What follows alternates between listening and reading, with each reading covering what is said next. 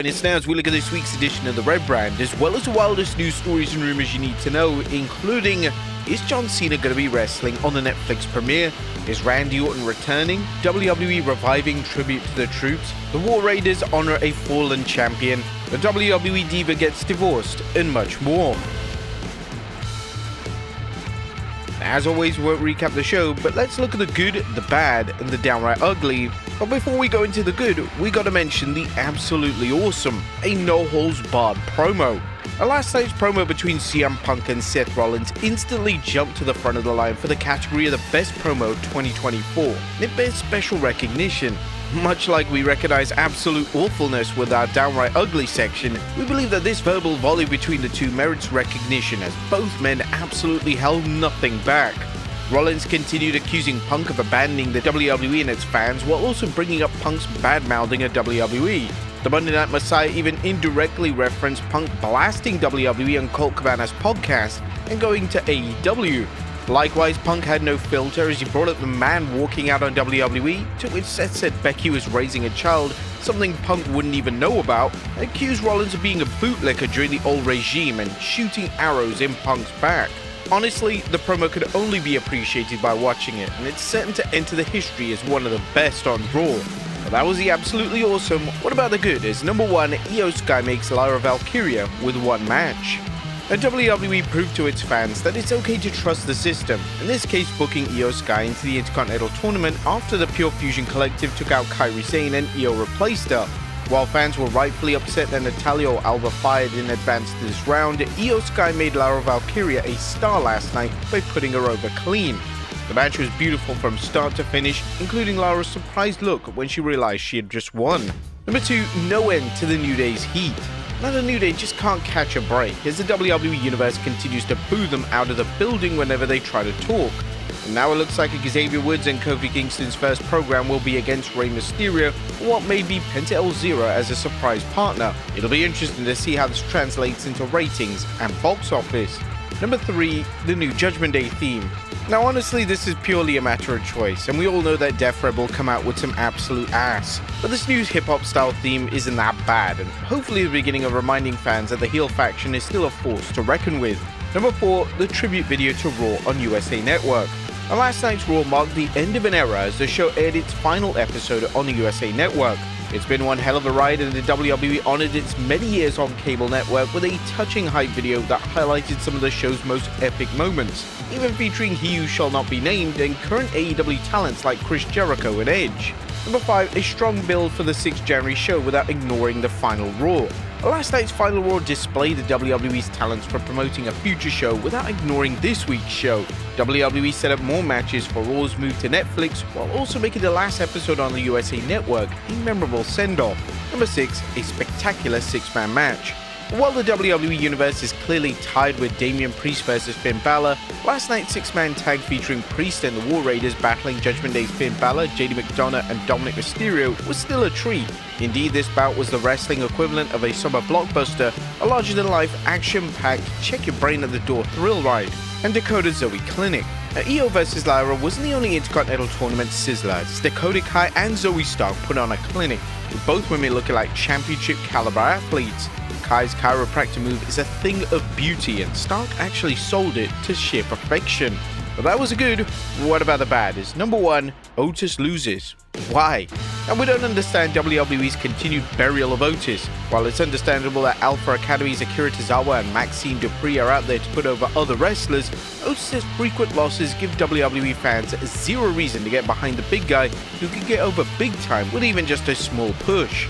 And number 2, reminding fans of Raw on Netflix 3,000 times.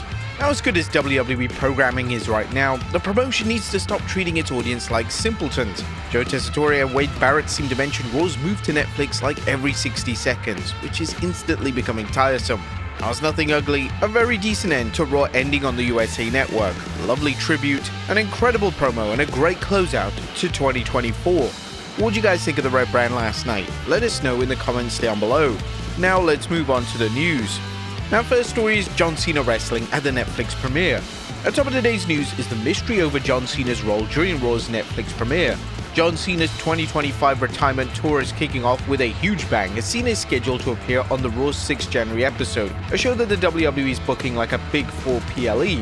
However, is the 16-time world champion going to wrestle there, and if so, could it be against Logan Paul?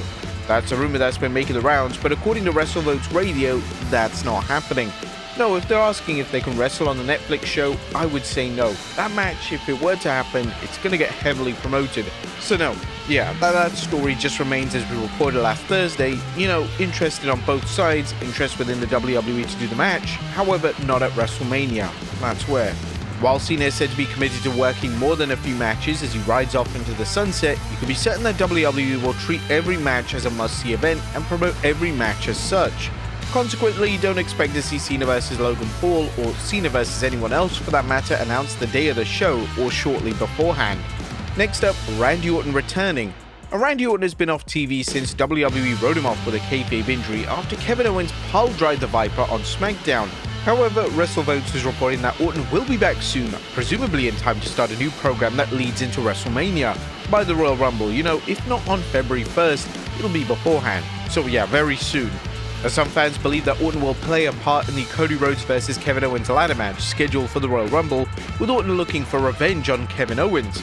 If so, this could start a feud between the two that leads into WrestleMania 41. Next up, the WWE Vault content coming to Netflix. It looks like WWE fans watching Netflix for their WWE fix will have access to more classic content than expected.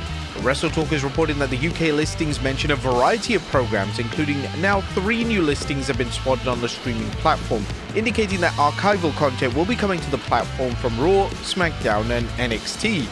These include what's described as Raw Vault, SmackDown Vault, and NXT Vault, which appear to be the shows, matches, and other segments from each show's history. In addition, they added Biggie will be hosting a new Netflix series titled WWE Raw Classics with WWE Top 10, Road to WrestleMania, Superstar Profiles, and Legend Profiles. Unfortunately, there's still no word on whether Netflix will air other WWE Network content, such as programs from the Territory era. A recent report suggests that the shows didn't draw a large audience on the network, and Netflix didn't seem like it was worth the investment to air the programs on its streaming service.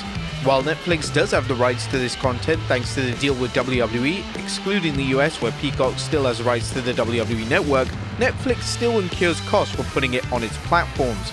Next up, War Raiders honor a fallen champion.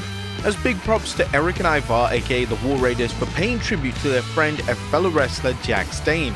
The World Tag Team Champions worked alongside Damian Priest on Raw, wearing Jack Stane armbands in recognition of his recent passing and his legacy. A very, very classy tribute. Next up, Drew destroys another WWE rule. Drew McIntyre continues to break all the rules as he's rampaged through both Raw and SmackDown, with his latest infraction being the time-honored rule that is headbutting a Samoan is like headbutting a brick wall. Here, Drew delivered a Glasgow kiss to Jey Uso, knocking the yeet out of main event Jey. While McIntyre looked a bit dazed himself, it's a reminder that the Scottish Warrior lives by his own rules, even when it comes to wrestling's unwritten rules. Next up, WWE reviving Tribute to the Troops. The WWE's decision not to air its annual Tribute to the Troops show in 2024 caught some fans by surprise, as the promotion had held the event every year since 2003, although it didn't air on the show on TV in 2019. But the show may be coming back though, as WrestleVotes discussed this situation on Sportskeeda's Patreon Backstage Pass Q&A. I tried to ask around about what happened to Tribute to the Troops. I did have a source say that it was likely they wanted to get back to the roots of it. I don't know if that means going overseas and stuff, but they did want to get back into it, maybe the bases here in America and things like that, and they just didn't have the organization to do that this time around.